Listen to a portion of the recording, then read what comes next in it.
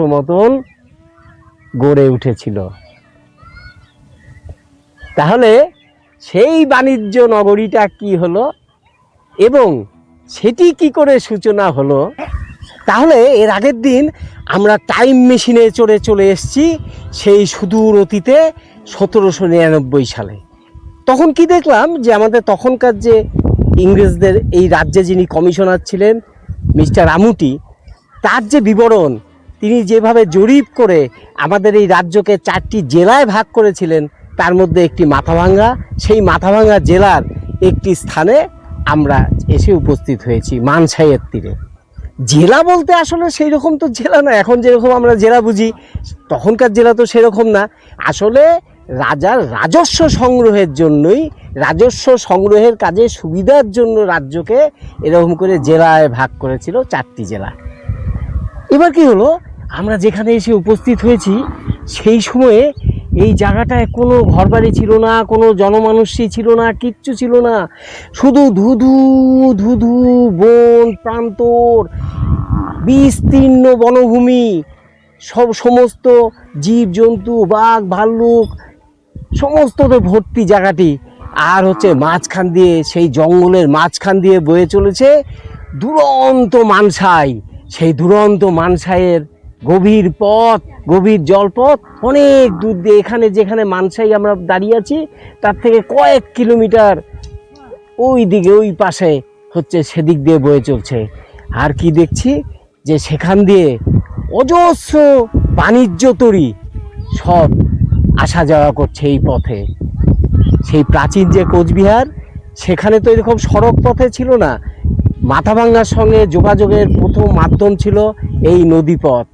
এবং এই নদীপথ দিয়ে নৌকোগুলো কোথায় যাচ্ছে, বাণিজ্য তরী কোথায় যাচ্ছে, বড় বড় নদ, একটা বড় বড় বাণিজ্য তরী সমস্ত সম্ভার নিয়ে, সমস্ত জিনিসপত্র নিয়ে আমদানি রপ্তানি করতে যে সমস্ত সামগ্রী নিয়ে তারা আসছে, সেগুলি আসছে কিন্তু সেই সুদূর বাংলাদেশের ঢাকা, ময়মনসিংহ, নারায়ণগঞ্জ এ সমস্ত থেকে আসছে।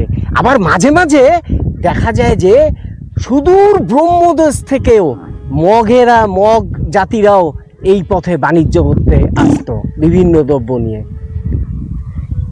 আমাদের কি হলো, আমাদের এখানে হচ্ছে কোথায় যাচ্ছে, এখানে তো বন্দর নেই, এখানে তো ধুতু প্রান্তর। এখন যেখানে মাথাভাঙ্গা শহর নগর, সেখানে তো জঙ্গল।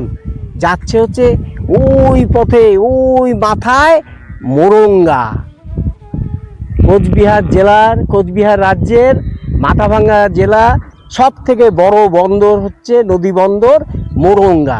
সেইখানে হচ্ছে বাণিজ্যর প্রধান নগর।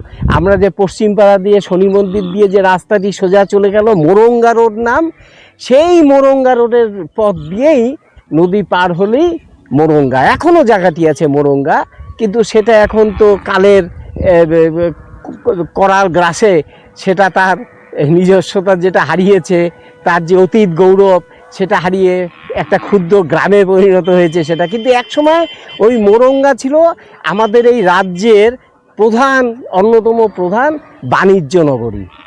আর আমাদের কোচবিহারের থানা কোথায় ছিল, কাচারি বাড়ি কোথায় ছিল? একটা জেলার একটা তো মূল হচ্ছে থানা থাকবে, কাচারি বাড়ি থাকবে, সেগুলোও কিন্তু এখানে ছিল না। আমাদের কোচবিহার রাজ্যের মাথাভাঙ্গার এই অঞ্চলের সব থেকে প্রভাবশালী জনপদ এবং বর্ধিষ্ণু জনপদ ছিল গিলাডাঙ্গা। সেই গিলাডাঙ্গাতে আমাদের হচ্ছে থানা ছিল এবং গিলাডাঙ্গাতে কাচারি বাড়ি ছিল।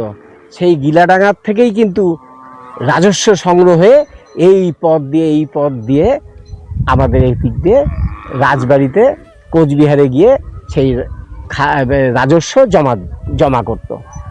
তাহলে আমরা কি দেখলাম যে সেই সময়ে 1799 সালে আমাদের এই অবস্থা ছিল।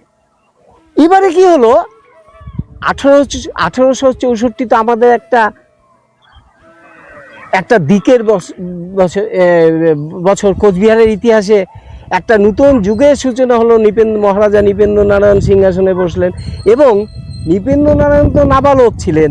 সেই শিশু রাজাকে দেখভাল করার জন্য ইংরেজরা কর্নেল হটনকে এই রাজ্যে কমিশনার হিসেবে পাঠান। কর্নেল হটন ছিলেন অত্যন্ত দূরদর্শী। তিনি কিন্তু আগেই কিন্তু কমিশনার হয়ে এসেছিলেন, নৃপেন্দ্রনারায়ণের আগের থেকেই তিনি কমিশনার হয়ে কোচবিহার রাজত্বে ছিলেন। অত্যন্ত দূরদর্শী এবং দক্ষ প্রশাসক। তিনি কি করলেন, তিনি প্রথমেই দেওয়ান পদে তিনি নিয়ে এলেন প্রবাদ প্রতিম দেওয়ান আমাদের রাজ্যের কালিকা দাস দত্ত। কালিকা দাস দত্ত ছিলেন ইংরেজদের অধীনে একজন ডেপুটি কমিশনার। সেই ডেপুটি কমিশনারকে দেওয়ান পদে নিয়ে এলেন কোচবিহার রাজ্যে। এই দুইজনের যুগলবন্দিতে, হটন এবং কালিকা দাস দত্ত, এই দুইজনের যুগলবন্দিতে প্রশাসনের কাজে একটা নূতন গতি সঞ্চারিত হলো। 1868 সাল পর্যন্ত এই জেলার পর্যায়ে থাকার পর 68 সালে বঙ্গীয় যে কমিশনার ছিলেন, জরিপ কমিশনার, রেভিনিউ কমিশনার ওডোনিল সাহেব, তিনি এসে পুনরায় কালিকা দাস দত্ত দেওয়ানকে সাথে নিয়ে সমগ্র রাজ্যের জরিপ করলেন। সেই জরিপ করে উনি এই জেলাগুলিকে অবলুপ্ত করে দিলেন। জেলাগুলিকে অবলুপ্ত করে কি করলেন, উনি পরগনাতে বিভক্ত করলেন। এই যে প্রাচীন পরগনার আমাদের কাছে গভর্নমেন্টের তখনকার রাজাদেশ, সেটার একটা কপি একটু নিচে দেখো। এই কপিটি আমাদের দিয়েছেন দেবাশিস আচার্যির কথা আপনাদের আগে বলেছি যে আমাদের অত্যন্ত বন্ধু, এই কাজে সবসময় সহযোগিতা করে এবং প্রাচীন যে কোনো জিনিস চাইলেই উনি এক কথায় দিয়ে দেন। তা ওনাকে আমাদের তরফ থেকে এত সুন্দর এই পুরনো ডকুমেন্টসটি, প্রামাণ্য নথি দলিলটি দেবার জন্য আমরা ধন্যবাদ জানাচ্ছি।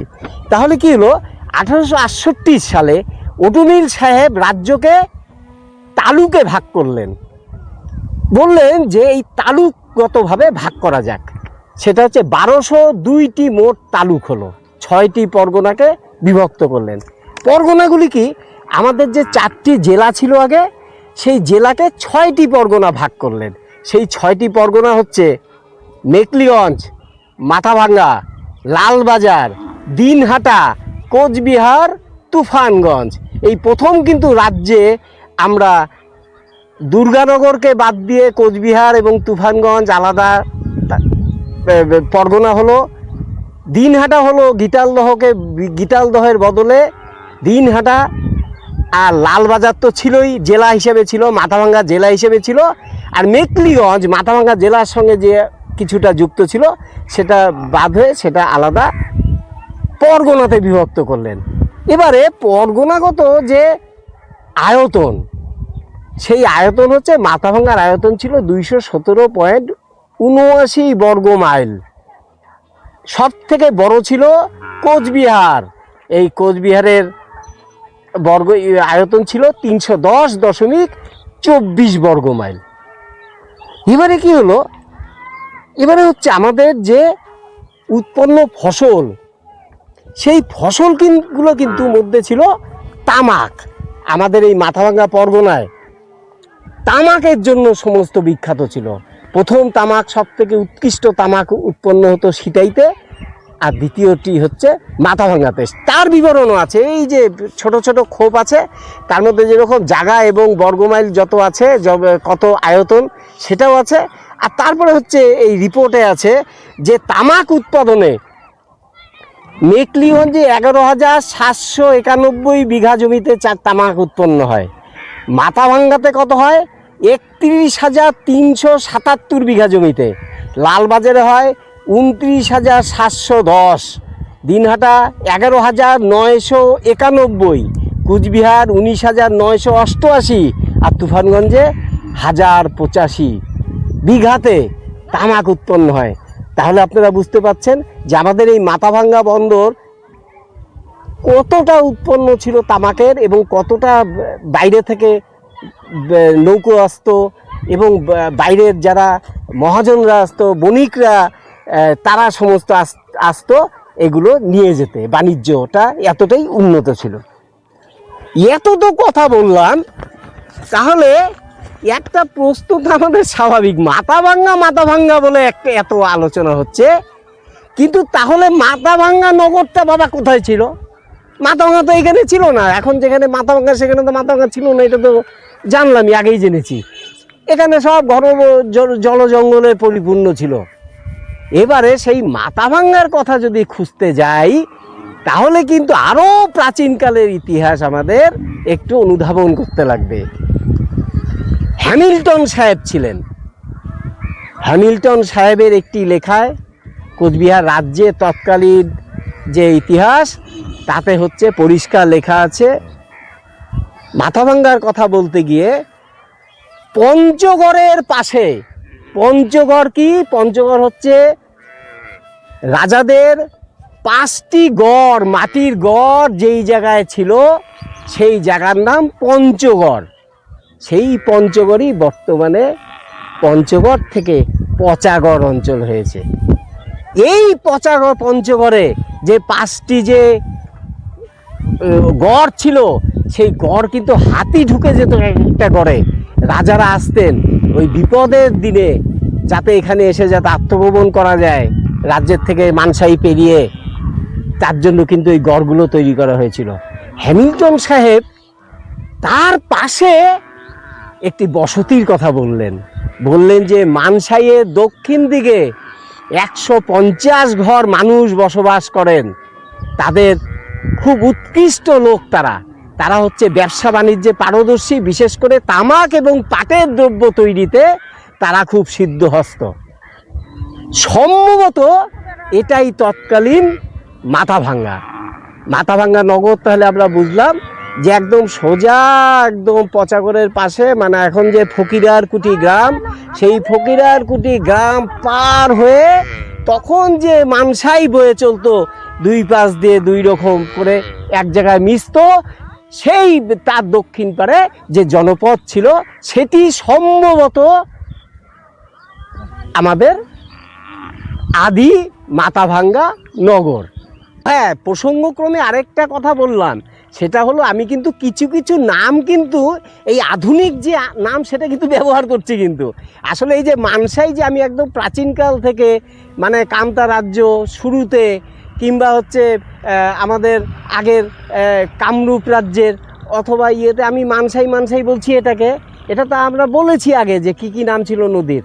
আসলে তখন তো মানসাই নামই হয়নি মানসাই নদীর কেন নাম হলো কবে, সেটাও একটা গল্প, সেটাও পরের দিন শোনা যাবে। কিন্তু সেটা দয়া করে সেটাকে ওই প্রাচীনকালে যে এই নদীটা, সেটা কিন্তু মানসাই না, সেটার নাম তো শীতপ্রভা আর করতোয়া, দুটি নাম ছিল। নবতোয়া আর শীতপ্রভা দুটি নাম ছিল। সেটাও আরেকদিন এই গল্পটা আলাদাভাবে করা যাবে। বাবু আনন্দচন্দ্র ঘোষ আরেক ইতিহাসবিদ, তৎকালীন মানে উচ্চপদস্থ কর্মচারী ছিলেন বাবু আনন্দচন্দ্র ঘোষ। তিনিও যে তার বিবরণ কোচবিহার রাজ্যে লিখেছেন অনেক আগে, মানে উপেন্দ্র নারায়ণের আগে। সেখানেও তিনি বলেছেন যে মানসাইয়ের দক্ষিণে একটি প্রাচীন জনপদের কথা। আমাদের ধারণা এটি নিয়ে আরও অনেক গবেষণা হতে পারে।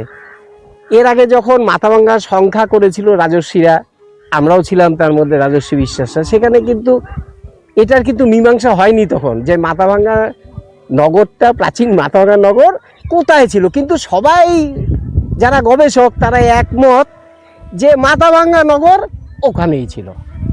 এইবার কি হলো, এবার আমার একটা গল্প বলি, যে 1995 সালে যখন মাথাভাঙ্গা টাউন কমিটি, তখন পৌরসভা হয়েছে 1995, মাথাভাঙ্গা টাউন কমিটি থেকে সেই পর্যন্ত যখন 100 বছর পূর্ণ হলো, 1895 সালে আমাদের টাউন কমিটির সূচনা, সেই হিসাবে 1995 100 বছর পূর্ণ হলো। তখন আমাদের চেয়ারম্যান ছিলেন, প্রথম চেয়ারম্যান শ্রদ্ধেয় মনতোষ সরকার। সৌভাগ্যক্রমে আমি ছিলাম ওনার মানে একজন কর্মচারী হিসাবে, আমাকে খুব ভালোবাসতেন। তো একবার কি হলো, একবার কোচবিহারে একটা কাজে গেছি, তা ওনার বলল যে আমি তো মাথাভাঙা পৌরসভা টাউন কমিটির থেকে পৌরসভা 100 বছরের একটা অনুষ্ঠান করব। নিপেন দাকে ফোন করছিলাম, নিপেন পাল গবেষক, চল তার বাড়িতে যাই, বাড়ি থেকে একটু কথা বলে আসি এই নিয়ে। তা একদিন আমরা সেদিনকে নিপেনদার বাড়িতে গেছিলাম। নিপেনদাকে বললাম, নিপেনদাকে মন্তজদা হাসতে হাসতে বলল, নিপেনদা আপনি এই কথা বলেন তো, এই মাথাভাঙা কেন নাম হলো? এই মাথাভাঙা এই নাম আমি যেইখানেই যাই সেইখানে বলে, এই আপনাদের নাম মাথাভাঙা কেন হইলো? আমি তো বলতে পারি না কেন মাথাভাঙা হইলো। আমরা এর আগে কি জানতাম, এটা কিন্তু আমাদের বাবা দাদাদের মুখে শুনেছি যে সেই গিলাডাঙ্গার থেকে রাজস্ব সংগ্রহ করে যখন এই মানসাই নদীর পার হয়ে ডাক হরকাররা মানে রাজস্ব নিয়ে যখন রাজদরবারের দিকে মানে রাজপ্রসাদ রাজবাড়ির দিকে যাচ্ছিলেন, এখানে তো প্রচণ্ড ডাকাতের উপদ্রব ছিল। সেই ডাকাতরা সেই যে রাজস্ব সংগ্রাহক তার মাথায় এক লাঠির বাড়ি মেরে ভেঙে দিয়ে সেই রাজস্ব লুট করে। তার থেকে এই জায়গাটির নাম হয়েছিল মাথাভাঙা। আবার কেউ কেউ বলে যে না, তা নয়, এক অসীম সাহসী মানুষ, সে হচ্ছে বাঘের মাথা ভেঙে দিয়েছিল, তার থেকে মাথাভাঙা হয়েছে। এবার নিপেনদা যেটা বলল সেটা কিন্তু আমাদের কাছে একদম নতুন লাগলো। সে বলল যে মানসাই পারে যেখানে এই জনপদ ছিল মাথাভাঙা প্রাচীন নগর, সেখানের একটি মাথা বেরিয়ে থাকতো নদীর। প্রতি বছর বর্ষায় সেই নদী কিছুটা ভাঙতো, আর মাথাভাঙা যে জনপদটা ছিল মাথাভাঙা নগর সেটাকে ঠেট করতো। আর মাথাভাঙার লোকেরা সেখান থেকে উঠে একটু সরে আসতো, আবার বন্যার জল চলে গেলে, নদীর জল কমলে আবার তারা থিতু হয়ে বসতো। এই যে প্রতি বছর জল বাড়ার সময়, বন্যার সময় যে জনপদকে যে ব্যতিব্যস্ত করে তোলে, মাথাটা ভাঙছে, খালি মাথাটা ভাঙছে, এর ফলে এর থেকেই কিন্তু প্রাচীনকাল থেকে ওই জায়গাটারই নাম হয়ে গেল মাথাভাঙা, যেহেতু নদীর মাথা ভাঙে।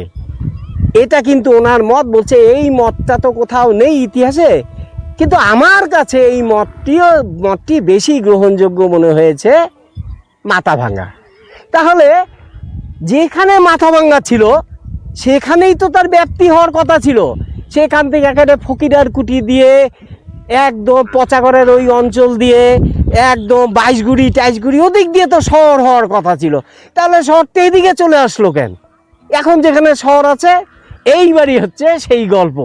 সেই গল্প হচ্ছে এরকম, যখন মানসাই যখন এদেরকে ঠেট দিচ্ছে এই জনপদকে, এরকম করে চলতে থাকলো বেশি দিন। কিন্তু 1820 সালে ভয়াবহ বন্যা, 1820 সালের বন্যা, সারা রাজ্যের মধ্যে এরকম ভয়ঙ্কর বন্যা আর কিছু হয়নি। সেই বন্যাতেই মানসাই দুরন্ত বেগে তার গতিপথ পরিবর্তন করলো। একের আগে যেটা তোষার সঙ্গে এতদিন থেকে আমরা দেখে আসছি না, একেবারে সেই প্রাচীন কামরূপ দেশ থেকে যে তোষার সঙ্গে মানসাই মিলে আছে, প্রাচীন কোচবিহার রাজ্যেও তোষার সঙ্গে মানসাই মিলে আছে। এমনকি আমাদের যে কোচ কামতা রাজ্যের প্রথমেও দেখেছি কোচবিহারের সঙ্গে তোষার সঙ্গে মানসাই মিলে আছে। এখন কিন্তু সেই ম্যাপটি নেই। 1820 সালে ভয়ঙ্কর বন্যায় মানসাই তার গতিপথ পরিবর্তন করলো। সেই যে মুখটা ছিল, সেই মুখ প্রবল বেগে বেরিয়ে এসে একেবারে সমস্ত নগর গ্রামকে ছাড়িয়ে সমস্ত এলাকাকে তছনছ করে একদম সীতায়ে সিঙ্গিজানিতে গিয়ে মিলিত হলো। আগে সিঙ্গিজানি আলাদা নদী ছিল, এখন এই মানসাই গিয়ে সেই সিঙ্গিজানিতে মিলিত হয়ে নূতন ধারার জন্ম দিল। পুরনো ধারা কিন্তু এখনো কোথাও কোথাও আছে, আছে, দেখলে বোঝা যায় যে এখান দিয়ে জলপথ ছিল। কিন্তু এই যে আধুনিক এখনকার যে মানসাই, সেটা হচ্ছে 1820-তে। এবার তো আর তো রক্ষা নেই মাথাভাঙা নগরের। তখনকার যে মাথাভাঙার যেই জনপদটা ছিল, তারা তো একেবারে ভিটে মাটি হারা, সমস্ত নগর জলের তলায়। আমার অনুমান এই গল্পটা আমি পরে বলবো, যখন মাথাভাঙা শহরের ভেতরে যাব 9-এর দশকে, তখন কিন্তু এই গল্পটা আসবে যে সেখানেও একটা কিন্তু আমাদের কোচবিহার রাজ্যের যে প্রাণের ঠাকুর সেই মদন মোহনেরও কিন্তু একটা বিগ্রহ ছিল সেই প্রাচীন নগরে। সেই মদন মোহনকে বিগ্রহ নিয়ে সব ছন্নছাড়া হয়ে গেল, কেউ এদিকে কেউ ওদিকে, সব জায়গায় ছন্নছাড়া, হ্যাঁ, বিভিন্ন জায়গায়। তারপর জল যখন নামলো, তখন দেখা গেল যে পুরনো যে তাদের নগর সেটা আর বিন্দুমাত্র অবশিষ্ট নেই, সমস্তটাই মানুষের করাল গ্রাসে চলে গেছে। এখন তারা কি করবে? সহায় সম্বলহীন ভিটেমাটি ছেড়ে তারা আশ্রয় নিল বর্তমানে যে চরটা দেখালাম 50 সালে, যে অনেক বাড়িঘর, সেখানে তো আশ্রয় নিল 1820 পরের থেকে এখানে আশ্রয় নিল। এদিকে কি হলো, পাশাপাশি আরেকটা গল্প আছে। এটা যখন একদিকে চলছে তখন এই যে বিরাট নদীপথ দিয়ে তো সব যে উৎপন্ন ফসল এই অঞ্চলে, সেই বাইশগুড়ি, পচাগড়, ওইদিকে গিলাডাঙ্গা, নয়াহাট যত আছে, সমস্ত ফসল তো মোরঙ্গাতে নিয়ে যেতে হতো। যাদের নয়াহাটের দিকে বাড়ি তারা তো মোরঙ্গাতে সহজেই যেতে পারে, নদী পার হয়েই যাওয়া যাবে পারে। কিন্তু অপেক্ষাকৃত যারা এই দিকে এইখানকার সামনে চাষি কৃষক, তাদের উৎপন্ন ফসল কিন্তু অত দূরে নেওয়া সম্ভব না। ফলে বণিকরা তাদের স্বার্থেই এইখানে, এই যে কালীবাড়ি এখন যেখানে, সেই কোনো এক ওই আশেপাশে একটি বন্দর নির্মাণ করে, সেখানে তারা নৌকো লাগায় এবং এখানে উৎপন্ন পাট তামাক যেগুলো ছিল সেগুলো তাদের নিয়ে যায়, আর ওখান থেকে নারকেল, মাছ, আনাজপাতি সেগুলো সব দেয়। তাহলে কি দাঁড়ালো, যে এখানে কিন্তু প্রাচীন মাথাভাঙা লোক এখানে আসার আগেই এখানে একটি বাণিজ্য কেন্দ্র ছোট মতন গড়ে উঠেছিল। তাহলে সেই বাণিজ্য নগরীটা কি হলো এবং সেটি কি করে সূচনা হলো, সেটি এর পরের দিন।